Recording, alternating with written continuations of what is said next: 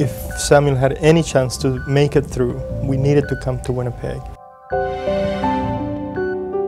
He needed to have a kidney transplant. They admitted him because he was in so much pain. She got really sick, so we ended up coming here by our ambulance. They said that we would be delivering in Winnipeg. His bowels were outside of his stomach. They told us that he'd have to have surgery within 3 hours of being born. Where do you stay? You can't stay in a hotel room every night, and you can't stay in the hospital. When we came to Winnipeg, we had no family, we didn't know anybody. So we really came to the hospital not knowing what to do or where to go. With arms that reach and words that teach, we'll be their strength in times of need. When the nurse, it was a nurse who told us about Ronald McDonald House, the first time we heard, we didn't know what to expect. So we thought, well, we'll go and check it out. And when they told us that they only charge $10 a night, we thought, oh, what kind of place would this be that only charges $10 a night? I was amazed. I had no expectation how it was so big, so welcoming, so home-like. I think our goal here at Ronald McDonald House is to make a very stressful, uncomfortable situation better. The moment you walk through these doors, we want you to feel at home and safe and secure. I was in awe. I couldn't believe how beautiful it was. I was just relieved, so relieved, because we didn't really know what we were getting into. My niece had just succumbed to brain cancer, and my relationship with McDonald's restaurants had gone back some years. Saw the house commercial on television, called my friends at McDonald's in Vancouver and asked if they would like to do a project in Winnipeg, and that was how I got started here. During the course of planning for the house, my daughter was diagnosed with acute lymphoblastic leukemia. So the house project became even more personal for me and to me. Robin, my daughter, cut the ribbon to open the door of the house when it was built in 1984. She succumbed to the disease in 1985. There are 12 houses in Canada from Vancouver to Halifax. There's in excess of 150 houses around the world. He's been in the hospital too long. Yeah. He thinks he's got his own nurse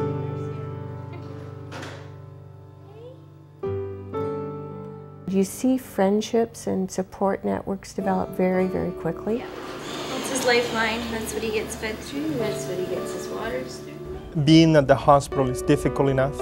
Having a place that you can come as a family, be together for a short period of time, forget about the hospital and just come to a different environment is vital, and it's gives such a peace of mind. Even when the house is busy and there's a lot of families, there's lots of room.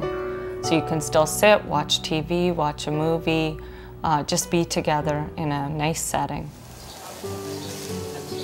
We accommodate about 550 families a year.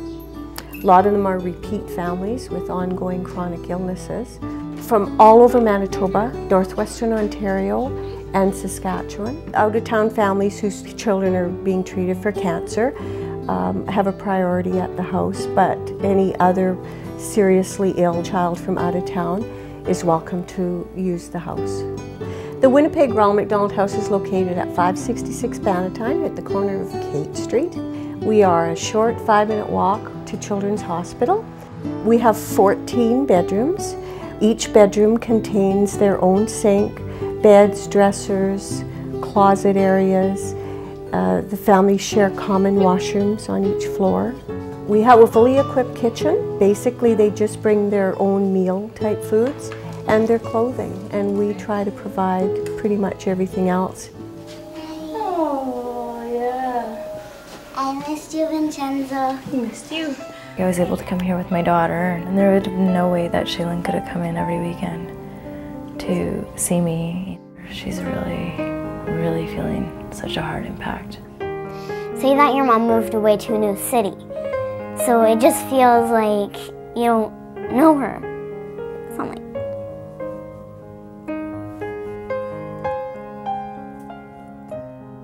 It can get hard missing my mom, but it's alright. I mean, it's not that bad. It's just kind of miss her because I'm used to being with her the whole time. She loves it here. Then I got here and I'm like, whoa, this is like great. This is like a kid's heaven or something. And there's like lots of toys for the kids to play with and stuff.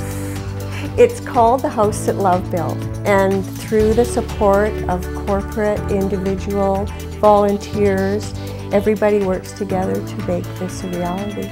We've been here 3 months, and I don't know what we'd do without it. I have no idea. I wouldn't even want to begin to think of the stress, the pressure to be on all of us. Just what would you do? We do receive some funding from Ronald McDonald House Charities, but we're still responsible for all of our own operating costs and keeping the house going from day to day.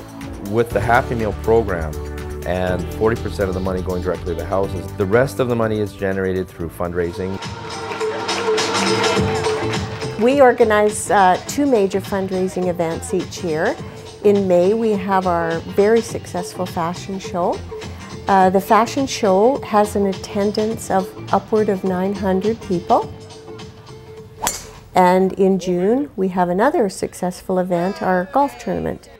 Both events together will raise just about half of our operating costs. It's unbelievably well run. You got everybody that gets involved with the house is committed. You can't help but be committed. All you have to do is come to the house, see the house, learn about the house. There's lots of worthy causes out there, but children are the basis of our future. So fundamentally, this is as good as it gets. Corporations have a responsibility to give back to the community, not so much writing a big check. I think that's part of the fun, is when you get a charity that you embrace as corporately and you get your staff involved, it becomes that just more personal to not only you, but to your organization. One area of sponsor that I would like to see grow for the Winnipeg houses, or the Winnipeg House, is from corporations, big, small, medium, outside the city of Winnipeg, because it is the people from their communities that come here and make use of this wonderful place.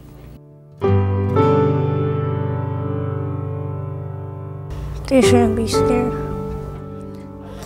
It's not like a hospital or anything. It's just a place where you can be happy. It's a fun place to me if it makes you feel better. They don't need to be scared of anything. It's really fun. It's called the House That Love Built, but really it's the individuals, corporate and volunteer sector that make it the mortar, that hold it all together. I used to always go into the drive-thru at McDonald's, put the change in there, you know, we want help the kids, and it was always so important to, you know, put your change in, and you always make your little donations, but you don't ever truly realize or come to think that you could ever actually need this place, like, ever. There's a lot of kids, a lot of sick kids that they need their mummies and they need their daddies. Without this place, that wouldn't be possible. They'd be alone. Because they've just given us so much more than just a place to stay. It's our home. Aren't they all our children?